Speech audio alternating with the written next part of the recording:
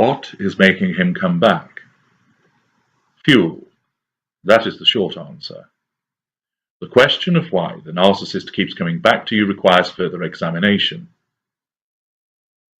I have explained elsewhere that the post-discard or post-escape Hoover is determined by two things.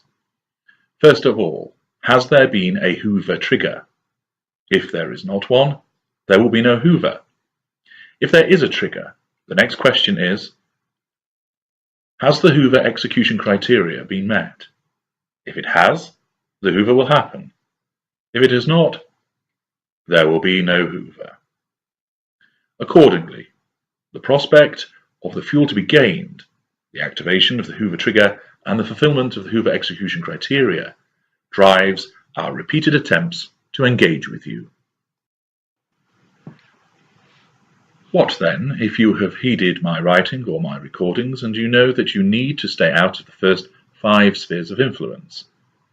What if you have done that and he still keeps hoovering you?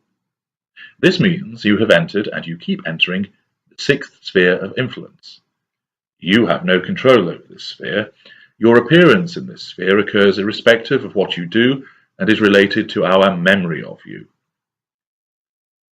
Understanding what keeps causing you to appear in the 6th sphere of influence will allow you to appreciate why the Hoover keeps happening, and therefore you can respond appropriately.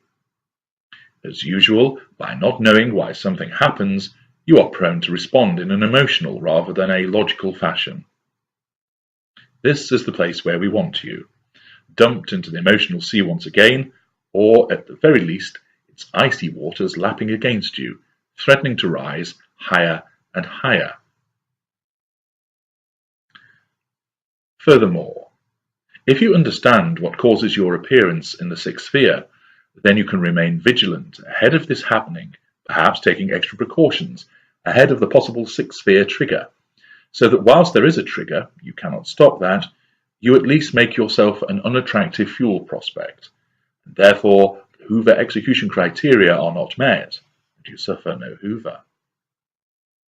This then poses the valuable question: what causes your appearance in this 6th sphere of influence?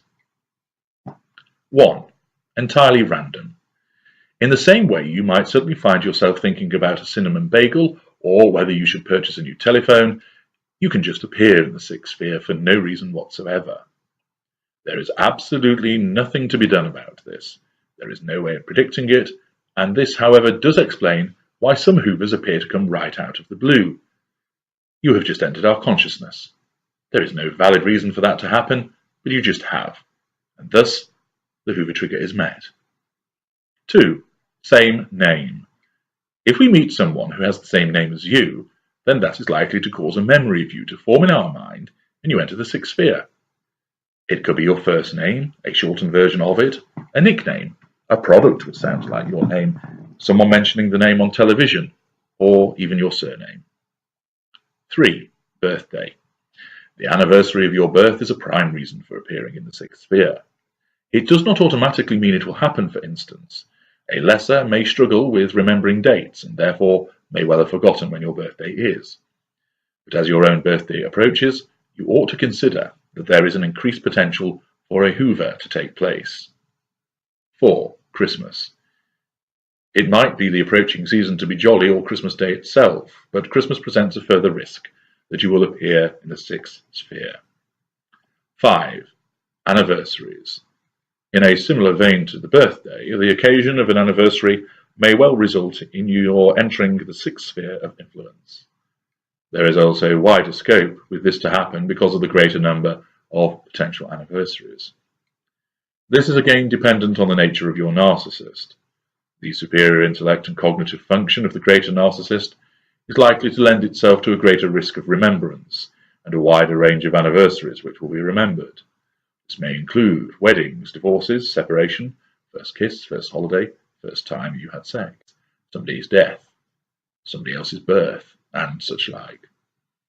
If your narcissist exhibited a particular capability for remembering and marking multiple anniversaries, you face a higher risk. Similarly, those who rarely remembered will be less likely to find you in the sixth sphere. Number 6. Objects. A careful distinction has to be made here. Since we regard your property as our property, the appearance of something which once belonged to you, or still does, will not per se cause an appearance in the sixth sphere of influence. If the item is used by us on a regular basis, for instance, if you left a juicer in our kitchen or a television, then we effectively overwrite its ownership. In such circumstances, we would not think of you every time we looked at the television or used the juicer. It is impersonal and has been assimilated into our controlled environment. If, however, we find your scarf down the back of the settee or one of your books tucked away in a bookcase, this will cause us to think of you and cause you to enter the sixth sphere. All the more reason to ensure that when you have escaped, you recover, so far as is practical, all possessions. 7. By mention. If somebody mentions you to us, this is distinct from you engaging with a member of our coterie or a lieutenant. This is the third sphere of influence. But somebody we have not seen for a while may make mention of you to us, or one of your friends may happen to refer to you. This will then cause you to enter the sixth sphere. 8. Contact details. If we have retained your contact details, such as telephone number, address, and/or email address, then this will prompt you to appear in our sixth sphere if we come across these details when scrolling through our contacts on our phone. 9. A post or picture on social media. If we see your picture on somebody else's social media, then you enter the sixth sphere. This may prompt you to either ensure nothing of you is posted by you or anybody else ever, or perhaps more practically, ensuring this is done for a period of time post-escape or discard, until such time you have gathered sufficient strength to repel the potential Hoover. 10. Old messages. If we find a letter from you, an old text message or email, then this will cause entry into the sixth sphere. Ordinarily, when we have discarded you and we are concentrating on the new primary source, such remnants from a previous appliance will be deleted as a matter of course, in the same way that we delete you from our minds. There is, however, the possibility this is not done, or, more likely, there's an old account or piece of correspondence has been forgotten about, until that time when we come upon it. 11. The Bible. If our victim was particularly religious, then this may well cause you to enter into our sixth sphere when we come across a copy of the good book.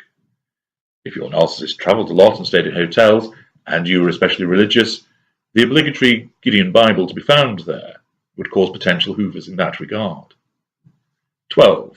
A recording. If there is a sound or image recording that has escaped deletion, perhaps on an old answer phone where you recorded the greeting message, or on a camcorder or phone which has not been used for some time, viewing or listening to this will cause you to enter the sixth sphere. 13. Scent. This does not happen as a matter of course.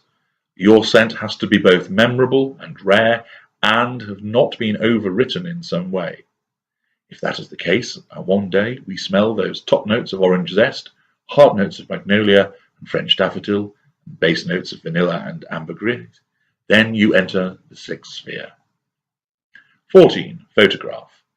If they survive the likely burning that would occur on discard, then if we find a photograph of you, or perhaps a friend or relative shows us one, you will enter the sixth sphere of influence. 15. Fuel potency obsession. If you have entered any of the spheres of influence, including the methods described earlier, we may be reminded of how extra potent your fuel was. This does not apply to everybody, and only those who gave us the most superlative fuel will find themselves subjected to this. We are reminded of you through entry into one of the six spheres, and as part of this, we remember just how sweet your fuel was.